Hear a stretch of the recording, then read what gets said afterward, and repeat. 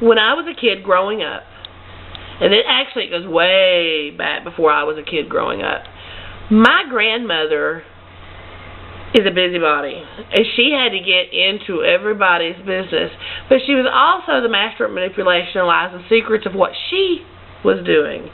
My mother had stories of when she would be in high school and she would be on a date, and she would see behind her in the headlights or see somewhere on a street just the tip nose of my grandmother's car sitting out and spying and watching.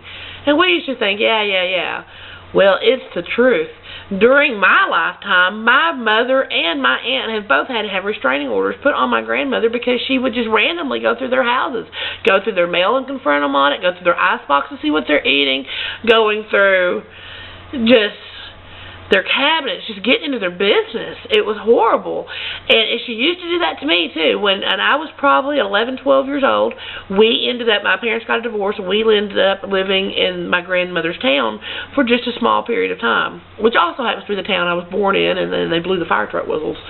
Anyway, I also graduated from there. Anyway, this town has a lot to do with my history.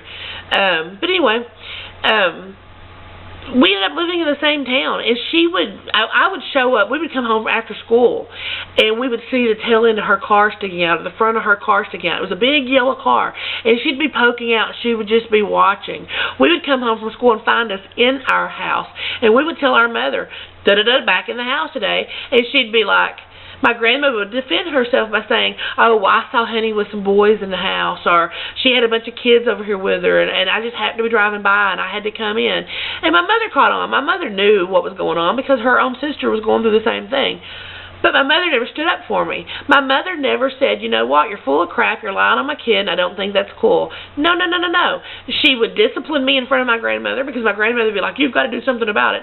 So my grandmother's a very strong personality, and there are other videos about this, and my mother has always jumped when she's been told to jump.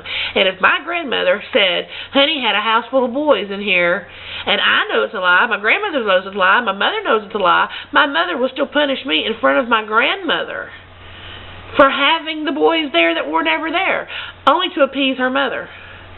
She never took my back on it. She never was like, shut the fuck up. You know, and that happened all the time. Always in our house, always lurking around corners, always stirring up drama.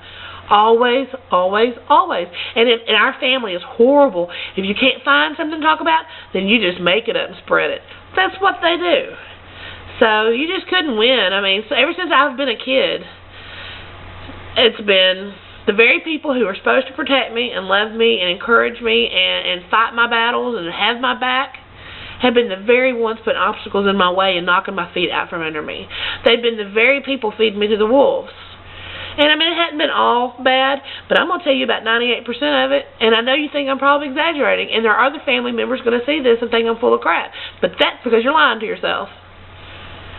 My situation, I'm not talking about my sisters, my brothers, or anybody else, I'm talking about my situation, was crap, and you know it.